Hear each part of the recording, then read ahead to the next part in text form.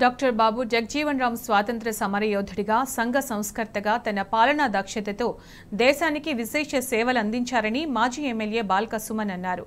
జగజీవన్ రామ్ వర్ధంతి సందర్భంగా తెలంగాణ భవన్లో ఆయన చిత్రపటానికి సుమన్తో పాటు మాజీ ఎంపీ రావుల చంద్రశేఖర్ రెడ్డి, మాజీ ఎమ్మెల్సీ శ్రీనివాసరెడ్డి తదితరులు పూలమాలలు వేసి నివాళులర్పించారు. జగజీవన్ రామ్ దేశాభివృద్ధి కోసం అనేక సంస్కరణలు తీసుకొచ్చారని తెలిపారు. అట్టడుగు వర్గాల అభివృద్ధి కోసం తన జీవితాన్ని త్యాగం చేసిన మహనీయుడు బాబు జగజీవన్ రామ్ అని బాల్క సుమన్ కొనియాడారు.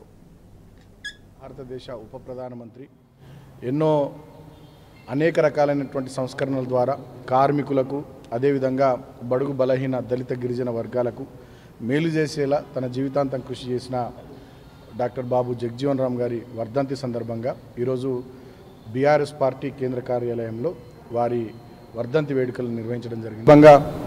మరొక్కసారి వారి సేవలను, ఈ దేశానికి వారు చేసినటువంటి వారి సేవలను గుర్తు చేసుకుంటూ, మననం చేసుకుంటూ, వారి బాటలో వారి ఆశయాలను కొనసాగించే క్రమంలో బీఆర్ఎస్ పార్టీ డెఫినెట్గా ముందుకు సాగుతుందని చెప్పి, అట్టడుగు వర్గాల కోసం, కర్షక కార్మిక వర్గాల కోసం, తాడిత పీడిత ప్రజానీకం కోసం, దళిత గిరిజన బడుగు బలహీన వర్గాల క్షేమం కోసం డెఫినెట్గా డాక్టర్ బాబు జగజీవన్ రామ్ గారు కొనసాగించినటువంటి పోరాటం కానీ, కొనసాగించినటువంటి ప్రయాణం కానీ దాన్ని కూడా బీఆర్ఎస్ పార్టీ భవిష్యత్తులో కేసీఆర్ గారి నాయకత్వంలో కొనసాగిస్తామని, కాబట్టి ఇటువంటి మహనీయుల జయంతులు, వర్ధంతులు తెలంగాణ భవన్లో జరుపుకోవడం ఆనవాయితీ. ఆ క్రమంలో ఈ కార్యక్రమాన్ని మా పార్టీ పెద్దలు కేసీఆర్ గారి ఆదేశానుసారం మేము ఇక్కడ నిర్వహించడం జరిగింది.